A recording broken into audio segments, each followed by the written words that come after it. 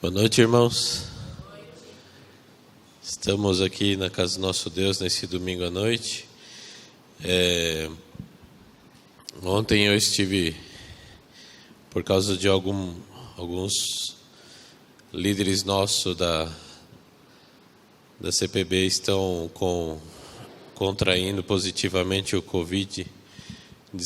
Aí ontem eu precisei pregar no lugar de um dos pastores lá, numa igrejinha em Boituva, Vila... Esqueci agora, esqueci o nome da... É uma vilinha logo ali quando você começa Castelo Branco, antes de chegar no centro ali de Boituva. Oi? Não, acho que é Primavera, se eu não me engano.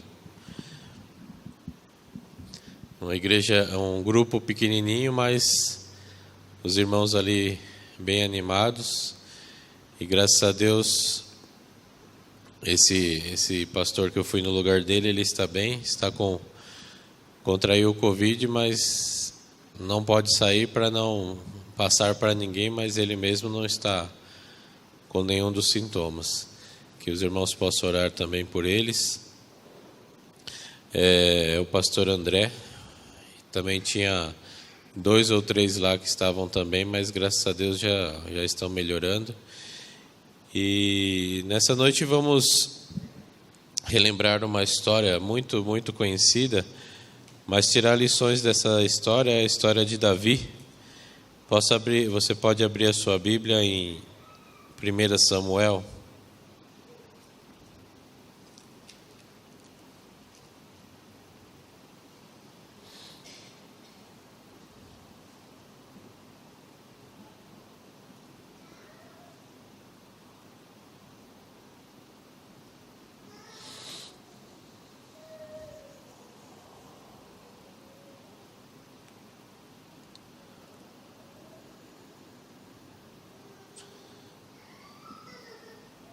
Você pode abrir sua Bíblia em Samuel, 1 Samuel capítulo 16.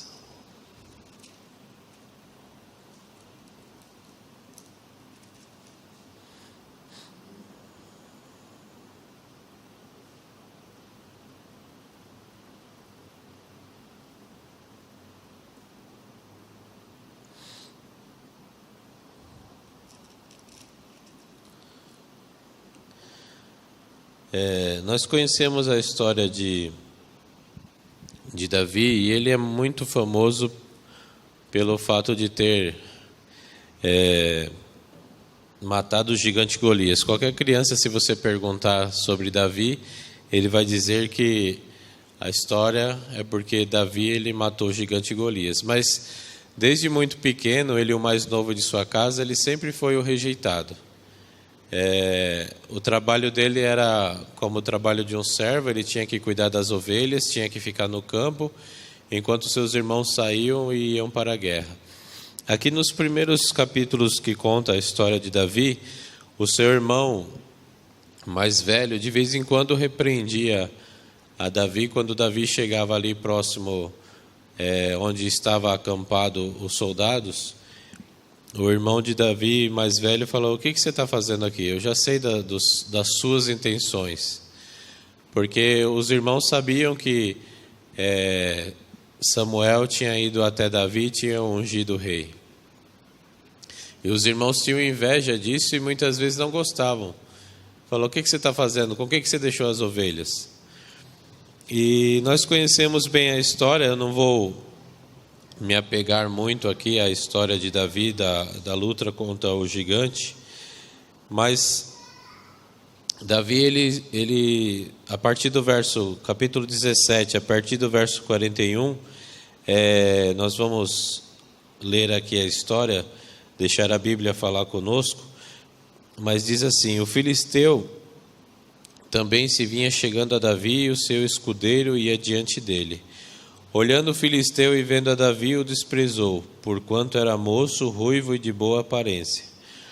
Disse o filisteu a Davi: sou eu algum cão para vires a mim com paus? E pelos seus deuses amaldiçoou o filisteu a Davi. Disse mais o filisteu a Davi: Vem a mim e te darei a carne e as aves do céu e as bestas feras do campo. Davi, porém, disse ao filisteu: Tu vens contra mim com espada, com lança e com escudo. Eu, porém, vou contra ti em nome do Senhor dos Exércitos, o Deus dos exércitos de Israel, a quem tens afrontado. Hoje mesmo o Senhor te entregará nas minhas mãos. Ferir-te-ei e tirar-te-ei a cabeça e o cadáver do arraial dos filisteus darei. Hoje mesmo as aves do céu e as bestas feras da terra, e toda a terra saberá que há um Deus em Israel. Verso 47. Saberá toda esta multidão que o Senhor salva, não com espada nem com lança, porque do Senhor é a guerra, e ele vos entregará nas nossas mãos. Sucedeu que, dispondo-se o filisteu a encontrar-se com Davi, este se apressou e, deixando as suas fileiras, correu de encontro ao filisteu. Davi meteu a mão no alforje e tomou dali uma pedra, e com a funda lhe atirou, e feriu o filisteu na testa. E a pedra encravou-se-lhe na testa, e ele caiu com o rosto em terra. Assim prevaleceu Davi contra o filisteu com uma funda e com uma pedra, e o feriu e o matou. Porém não havia espada na mão de Davi. Pelo que correu Davi, lançando-se sobre o filisteu, tomou-lhe a espada, desembainhou-a e o matou, cortando-lhe com ela a cabeça. Vendo os filisteus que era morto o seu herói, fugiram. Eu paro para analisar a vida de Davi, e essa história que nós estamos vendo aqui, você que está acompanhando aí de casa, se você está acompanhando agora ou você vai assistir depois, mas para pensar. Davi, ele não chegou um menino mal criado, né, que não tinha nenhum contato com Deus, e de repente ele falou: hoje eu vou dar uma de herói e quero ver esse povo aqui tudo me exaltar, tudo depois vão me carregar no colo porque eu sou o herói. Não foi do dia para a noite. O pequeno Davi, ele sempre, quando ele estava cuidando das ovelhas, ele pensava no seu pastor. O famoso salmo do pastor, o famoso Salmo 23, Davi, ele sempre ia pensando em Deus, sempre ia escrevendo sobre a bondade de Deus. E sempre quando ele precisava, quando as suas ovelhas estavam sendo atacadas, Davi, ele ia lá, matava o leão, Davi ia lá, matava o urso, mas ele sempre confiava em Deus. É interessante que hoje eu estava ensinando, a Helena já está, bem dizer, andando de bicicleta, mas eu estava ensinando o Joaquim e ele ficava com medo, né? Mas ele já está conseguindo dar as pedaladas, mas ainda quando eu solto, ele põe o pé no chão que ele fica com medo. Mas tanto na hora que eu estava ensinando ele, depois eu saí de bicicleta e levei ele, e ele fica com medo de cair. Aí ele fala assim, eu falei: se você ficar com medo, você fala que eu paro. Aí ele começa a cantar: coragem para vencer, enfrentar o mal. Ele fala: não, pai, vamos aí que eu vou cantando aqui, eu não vou perder o medo. E Davi era a mesma coisa, ele tinha confiança em Deus. Ele conhecia o Deus que aquele homem ali, aquele Golias, estava afrontando. Ele falou, e ele não foi ali para dizer assim: olha, eu sou o bom e depois eu vou acabar com ele e vocês vão me exaltar. Não, ele ficou revoltado porque aquele homem estava xingando o Deus dele, falando assim: quem é esse daí? Não importa se era 2 metros, 3 metros, não importa se era um baixinho. Ele não gostou da situação daquele homem estar afrontando o Deus dele. E ele falou assim: eu vou lá e vou enfrentar esse gigante. Os irmãos tentaram dissuadi-lo a não ir. Saul ficou zoando dele, colocou a própria armadura nele, e ele começou a cair, não aguentou, arrancou tudo, falou: não, eu vou em nome do Senhor dos Exércitos. E essa fé tão grande que ele tinha, ele foi lá e derrotou o gigante Golias. Só que é interessante que na vida de Davi, ele começou a conquistar, depois Saul morreu, ele se tornou o rei, e a Bíblia diz que Davi, ele não tinha mais nada ao que conquistar. Ele já tinha conquistado todos os territórios, ele era respeitado entre as outras nações, e tudo que ele queria, ele tinha conseguido. a não ser os problemas entre família ali dos seus filhos, mas falando de guerra, ele tinha conseguido. A única coisa que Deus falou para ele: você não vai fazer, quem vai construir é o seu filho, foi o templo. O resto que ele quis, ele conseguiu. Agora nós vemos aquele menininho que aprendeu a confiar em Deus, agora se engrandeceu, cresceu e automaticamente ele começou a olhar para si mesmo. A Bíblia nos diz que Davi é um homem segundo o coração de Deus. Davi é um homem segundo o coração de Deus. Aí as pessoas falam assim: se é segundo o coração de Deus, então ele fazia um monte de coisa errada, e é assim que é o homem segundo o coração de Deus. Daqui a pouco a gente vai ver mais profundamente porque ele era segundo o coração de Deus. Mas ele era segundo o coração de Deus quando ele estava próximo a Deus e respeitava Deus. Quando ele fazia coisas erradas, não era segundo o coração de Deus, mas ele sempre reconhecia os seus erros, como a gente vai ver na história. Abra a sua Bíblia em 2 Samuel.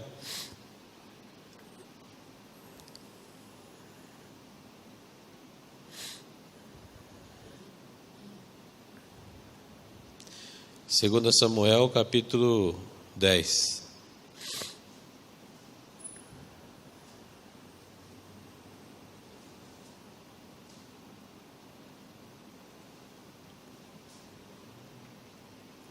Se você ver aí o relato do capítulo 10 de 2 Samuel, você vai ver as conquistas ali que Davi e Joabe, que era seu capitão, eles tinham.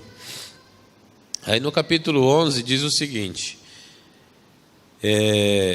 decorrido um ano, no tempo em que os reis costumavam sair para a guerra, enviou Davi a Joabe, seus servos com ele, e todo o Israel, que destruíram os filhos de Amon e sitiaram Rabá.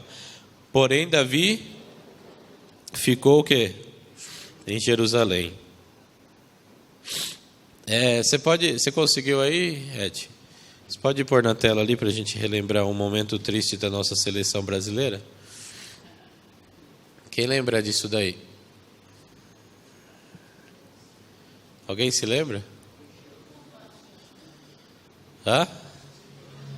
2014? Eu não sei se foi julho ou junho, não lembro direito a data. Eu sei que toda a data o pessoal relembra. O que isso daí tem a ver com a história de Davi que eu estou falando para vocês? Eu não entendo nada de futebol, eu acho que o Ed pode falar melhor. E acho que o Barros também joga, não sei se joga também, podem explicar melhor. Isso daqui eu não estou falando baseado em nenhum conhecimento futebolístico, como se diz. Estou falando o meu entender, da minha opinião. Mas o Brasil, ele é pentacampeão único do mundo. Hoje em dia, ainda, por mais que as pessoas zoem, ainda respeitam quando se diz seleção brasileira. Mas a seleção brasileira da época de Ronaldo e Romário e Pelé, mais para trás, agora as pessoas dizem que já não existe mais, que é uma seleção no nível das outras. Mas o que aconteceu nesse dia aí? Essa seleção havia ganho um ano atrás a Copa, as Olimpíadas e das Confederações, né? A Copa das Confederações. Tinha ganhado de 3-1 da última campeã, que era a Espanha. Estava dentro da sua casa. Era respeitada por todos. Estava tendo problemas na Copa do Mundo, aí ganhava de uma forma difícil. Eu acho que foi o Chile, né, que chutou uma bola na trave, senão tinha perdido já antes da Alemanha. Mas mesmo assim, não por esta Copa em si, mas por toda a história dela, talvez entrou como diz, com salto alto. E aí, a maior vergonha de todas as Copas foi a seleção mais respeitada do mundo, porque entrou achando que já estava tudo ganho e tudo certo. Oi? que já era campeã. Já tinha ganho da Espanha, que era a última campeã. A Alemanha vinha derrotando a todos, mas eles não estavam nem aí. Quando o próprio Parreira ou o Felipão ia dar alguma entrevista, que eram os dois técnicos, sempre falavam que estava tudo bem. As pessoas perguntando dos defeitos, dos erros que a seleção vinha cometendo, mas ninguém falava nada. E aí, a grande questão é que tomaram uma lavada de 7-1, que foi a maior das vergonhas de todas as Copas até hoje. E acredito que Jesus vai voltar logo, não vai ter outra vergonha, outra seleção que vai passar uma vergonha tão grande. Mas o que isso tem a ver com a história que eu falei para vocês de Davi? Davi, enquanto ele estava aos pés de Deus, Davi, enquanto respeitava a Deus, Davi, enquanto precisava de alguma coisa, Davi sempre estava buscando o Senhor. Se a gente for ver na realidade, a Covid-19 aí, essa pandemia, nos trouxe um medo muito grande no começo, né? As pessoas falaram que as igrejas iam lotar, não lotaram porque estavam fechadas, mas que muitas pessoas iam procurar estudo bíblico e na semana do Calvário que foi feito através da Novo Tempo, parece que bateu o recorde de pedido de estudo bíblico no Brasil, ali através do pastor Luiz Gonçalves, e o negócio foi, as pessoas correram, ficaram com medo e buscaram a Deus, mas foi passando e parece que as pessoas foram perdendo medo, né? Quando a gente pensou em reabrir a igreja, lógico que com todos aqueles cuidados, com a porcentagem, com as idades, mas falou assim, as pessoas, vamos fazer lista porque vai fazer fila na porta da igreja. Mas as pessoas já estavam perdendo medo já não estavam buscando a Deus como no começo da pandemia. E se você for ver hoje, depois das eleições, depois que liberaram tudo, já está morrendo mais pessoas perto de nós, está voltando as mortes aí, mas enquanto não morreu o meu parente, enquanto não morreu um amigo vizinho, parece que o meu medo vai se acabando, parece que eu não vou buscando tanto a Deus, parece que eu estou imune a tudo isso. E aí a minha busca a Deus não é como no medo que eu tinha no começo. E eu não estou abrindo aqui um parênteses, porque a gente tem que buscar a Deus só no medo. E depois que o medo passa, a gente abandona a Deus. Não é isso. Mas é nesses momentos que a gente busca mais a Deus. Deus, ele no momento que a gente está mais orando, Deus ele pega na nossa mão e nos agarra. Porque quando a gente não está com problema nenhum, a gente vira as costas para Deus e sai. E isso foi o que aconteceu com Davi. A hora que as pessoas começaram a guerrear ali, depois de 1 ano, ele já tinha conquistado tudo, ele mandou Joabe com seus homens e ficou descansando. Não precisava mais de nada, já tinha conquistado tudo. E de repente ele sai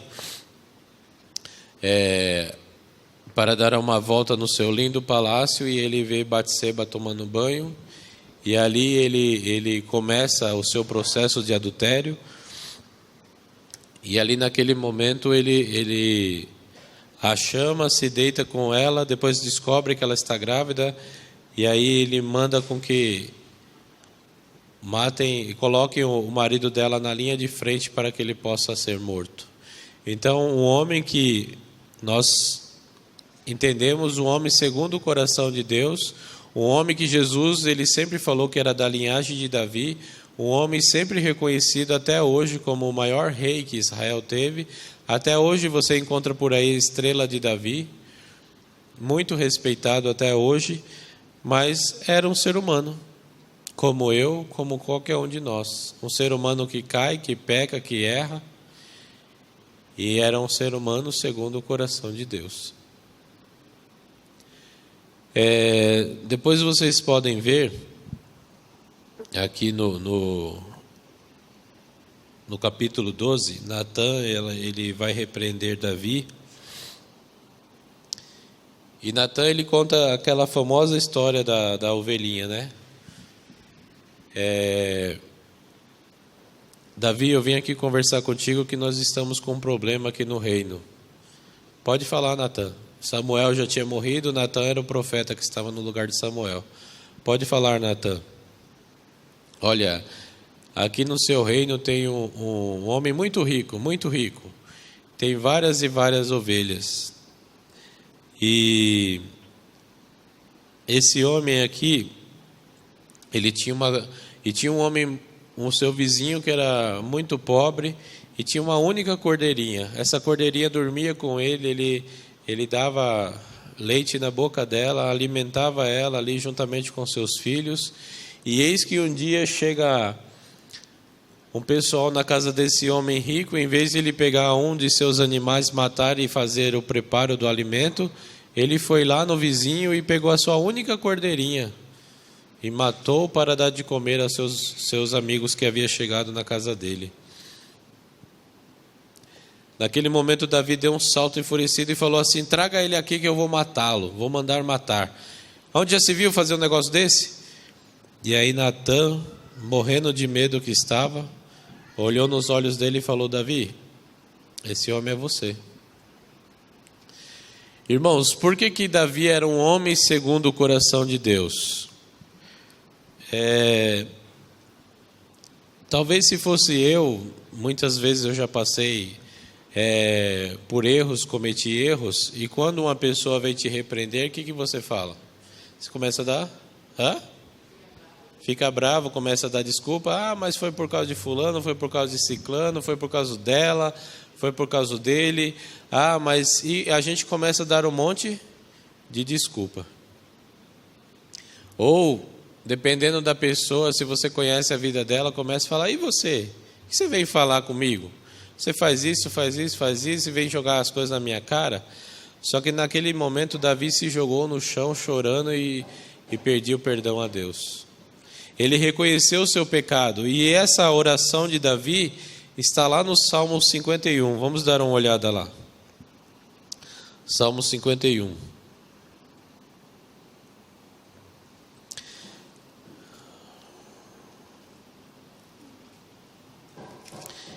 A lição de casa para todos nós é ler esse Salmo 51. Eu não sei se a sua Bíblia tem isso, mas a minha Bíblia tem aqui o Salmo 51, confissão e arrependimento. E o título aqui é o seguinte: ao mestre de canto, Salmo de Davi, quando o profeta Natã veio ter com ele depois de haver ele possuído Batseba. São 19 versos, vamos ler aqui. Compadece-te de mim, ó Deus, segundo a tua benignidade, segundo a multidão das tuas misericórdias, apaga as minhas transgressões. Lava-me completamente da minha iniquidade e purifica-me do meu pecado, pois eu conheço as minhas transgressões e o meu pecado está sempre diante de mim. Pequei contra ti somente, e fiz o que é mal perante os teus olhos, de maneira que serás tido por justo no teu falar e puro no teu julgar. Eu nasci na iniquidade e em pecado me concebeu minha mãe. Eis que te comprases na verdade no íntimo, e no recôndito me fazes conhecer a sabedoria. Purifica-me com esopo e ficarei limpo. Lava-me e ficarei mais alvo que a neve. Faze-me ouvir o júbilo e a alegria, para que exultem os ossos que esmagastes. Esconde o rosto dos meus pecados e apaga todas as minhas iniquidades. Esse verso é conhecido, verso 10. Cria em mim, ó Deus, um coração puro e renova dentro de mim um espírito inabalável. Não me repulses da tua presença, nem me retires do teu Santo Espírito. Restitui-me a alegria da tua salvação e sustenta-me com espírito voluntário. Então ensinarei aos transgressores os teus caminhos, e os pecadores se converterão a ti. Livra-me dos crimes de sangue, ó Deus, Deus da minha salvação, e a minha língua exaltará a tua justiça. Abre, Senhor, os meus lábios, e a minha boca manifestará os teus louvores. Pois não te comprases em sacrifícios, do contrário eu te daria, e não te agrada de holocaustos. Sacrifícios agradáveis a Deus são espírito quebrantado, coração compungido e contrito. Não desprezes, ó Deus, faze bem a Sião segundo a tua vontade e edifica os muros de Jerusalém. Então sim, te agradarás do sacrifício de justiça, dos holocaustos e das ofertas queimadas, e sobre o teu altar se oferecerão novilhos. Irmãos, Davi falou: Senhor, eu pequei contra ti. Eu fiz coisa errada com meu irmão, eu fiz, mas primeiro eu pequei contra Deus, depois eu vou lá e me acerto com meu irmão.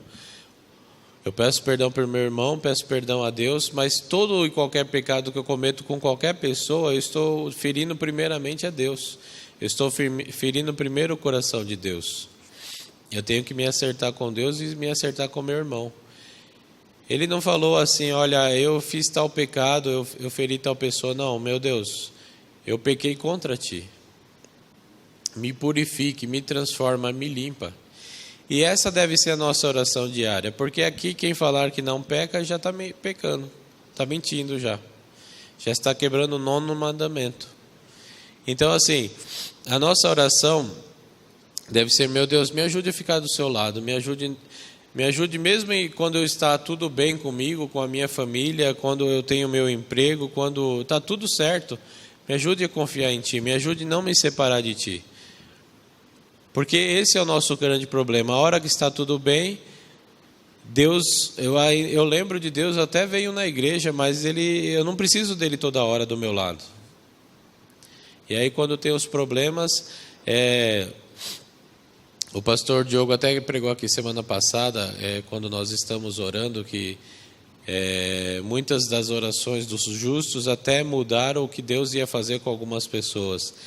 Mas por outro lado também, a nossa oração não muda o coração de Deus. Existe alguns casos, como o pastor pregou, existe sim, que Deus ia fazer algumas coisas e por oração de alguns justos ele mudou de ideia, ou ele fez algo que ele não faria e pela oração dos justos ele acabou fazendo. Mas uma coisa que a gente tem que ter certeza é que a oração, mesmo quando você está orando por um problema de saúde, quando você está orando por alguma coisa, essa oração não vai mudar a Deus. Deus é amor sempre, Ele te ama sempre, Ele quer te curar sempre. Mas muitas vezes a demora em te responder é o momento em que você está chegando perto dele. A oração muda você e não a Deus. Oi? Muda o nosso coração. Não é porque Deus está lá no céu ou está nos ouvindo, está aqui do nosso lado, e ele fala assim: está doente, né? Se me pedir eu curo, se não pedir que morra. Não, Deus ele é amor, ele vai te curar, ele quer curar. Aí, mas por que ele não curou fulano morreu? Aí eu não sei, ele que sabe. Mas uma coisa é certa, os momentos que você estava orando, ele estava te salvando.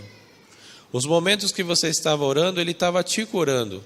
Talvez curando do seu problema, ou talvez curando do seu pecado íntimo, não sei. Mas nesses momentos, é os momentos que nós nos achegamos mais a Deus. E Davi sempre foi assim. Só que o momento que ele conquistei tudo, agora está tudo nas minhas mãos, ele começou a se afastar de Deus, e aí onde ele caiu, no buraco mais profundo da vida dele. Deus perdoou ele, trouxe ele de volta. Você pode voltar lá no capítulo, depois dos capítulos ali da história de Batseba, ele ainda teve outras conquistas, mas ele é conhecido como um homem segundo o coração de Deus, mas falhou e errou. Mas no momento da sua falha, confessou seus pecados e voltou a Deus. Então que nessa noite, nessa nova semana, nós possamos ir para casa, você que já está em casa, você possa meditar na sua vida. Não sei se você está passando por um problema que você está orando mais do que você já ora, ou se você está tudo bem e Deus é apenas aquele Deus que você fala quando acorda, quando vai dormir ou na hora de comer. Eu não sei como que está a sua relação com Deus, mas saiba que Ele sempre quer o seu bem. E a oração, os momentos de oração é para mudar a sua vida e para fazer você chegar mais perto dEle. Que Deus nos abençoe. Para nós terminarmos o nosso culto desta noite, pode cantar o hino do Inário, Fô? Então vamos cantar o hino Jesus me transformou, o hino 109. Aqui para Para o Carlos lá, porque tem alguns hinos, só para os irmãos que estão em casa entender que tem alguns hinos que eles dão problema aí para... Oi? Eles dão problema na live porque é perigoso derrubar a live por causa de alguns hinos, né? Hino 109, Jesus me transformou. Vamos colocar em pé?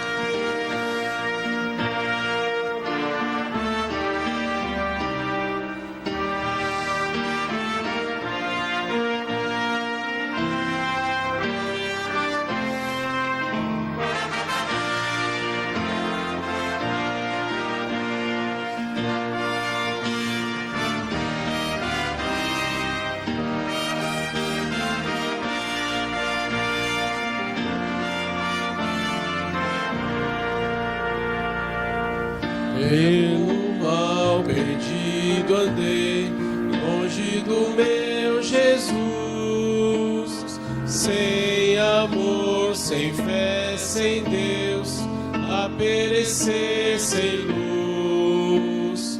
Mas Jesus então me viu, dando-me sua mão, e salvar-me conseguiu da perdição. Cristo me amou, Ele me livrou, o seu imenso amor me transformou. Foi seu poder, foi seu querer. Sim, Cristo meu Senhor me transformou. Minha vida, todo ser, quero lhe consagrar. Ao seu lado vou viver, o seu amor cantar. Esse amor levar também aos que perdidos são. Venham todos já fruir a salvação. Cristo me amou e me livrou, o seu imenso amor me transformou. Foi seu poder, foi seu querer. Sim, Cristo meu Senhor me transformou. Pecadores, vinde já, Cristo vos quer salvar. Seu perdão, conforto e paz, Ele vos pode dar. Sua luz e seu amor sempre concederá. Nosso coração Jesus transformará. Cristo me amou, Ele me livrou, o seu imenso amor me transformou. Foi seu poder, foi seu querer. Sim, Cristo meu Senhor me transformou.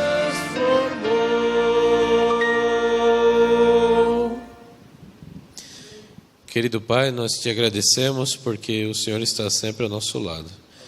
Nos ajude, querido Deus, a sempre te buscar, ó Pai, seja em momentos como nós estamos passando nesta pandemia, estamos vendo muito conhecido e amigos perdendo a sua vida, mas também nos momentos que está tudo bem, se essa vacina chegar e as pessoas estiverem tudo bem, querido Pai, nos ajude a nunca nos esquecermos de Ti. Nos ajude, ó Pai, Porque várias e várias orações o Senhor pode dizer sim, o Senhor pode dizer não, o Senhor pode dizer espere um pouco, mas tudo isso o Senhor sabe o porquê. Agora, ó Pai, como Davi, quando nós pedimos perdão genuíno, o Senhor nunca diz espere, o Senhor nunca diz não, o Senhor sempre diz sim e o Senhor nos perdoa, Pai. Assim como Davi pediu, limpa o nosso coração e nos torna mais branco que a neve, ó Pai. E sempre lembrar que nós pecamos primeiramente contra Ti. Nos ajude a não fazer o seu coração sangrar, nem o Senhor chorar por causa dos nossos atos. Nos ajude a sempre acreditar no sacrifício de Jesus na cruz do Calvário e venha nos buscar logo, ó Pai. Tudo isso nós pedimos em nome de Jesus. Amém.